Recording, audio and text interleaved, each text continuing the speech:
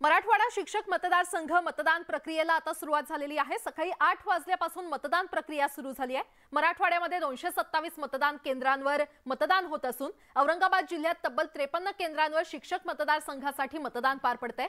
तिकडे नांदेड जिल्ह्यामध्ये एकूण 29 मतदान केंद्रांवर मतदान सुरू झालेलं आहे आणि मतदान केंद्रांवर पोलीस बंदोबस्त ठेवण्यात आला असून मतदान प्रक्रिया विना अडथळा सुरू आहे। उस्मानाबादमध्ये देखील 25 केंद्रांवर मतदान पार पडतंय। मतदानाचं लाईव्ह वेबकास्टिंग देखील केलं जातंय।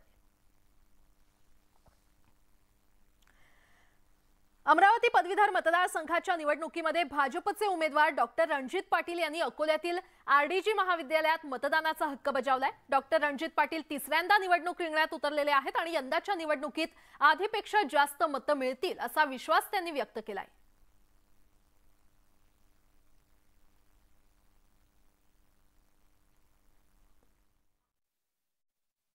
मला असं वाटतं की माझी स्पर्धा ही माझ्याशीच आहे।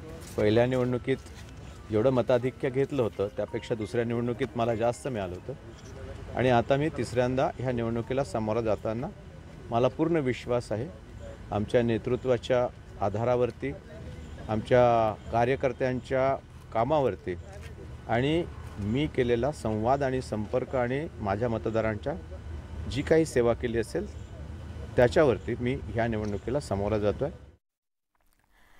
आणि आता एक मोठी बातमी, वरळीचे आमदार आदित्य ठाकरे यांना वरळी विधानसभेमध्ये मोठा धक्का बसलाय। वरळीचे माजी नगरसेवक संतोष खरात यांनी बाळासाहेबांची शिवसेना या पक्षात प्रवेश केलाय। आमदार आदित्य ठाकरेंच्या मतदारसंघातला पहिला नगरसेवक शिंदेंच्या पक्षात सामील झालेला आहे।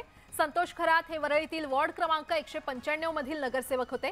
समाधान सरवणकर, शीतल म्हात्रे यांच्या पाठोपाठ आता संतोष खरात देखील बाळासाहेबांच्या शिवसेनेमध्ये सहभागी झाले।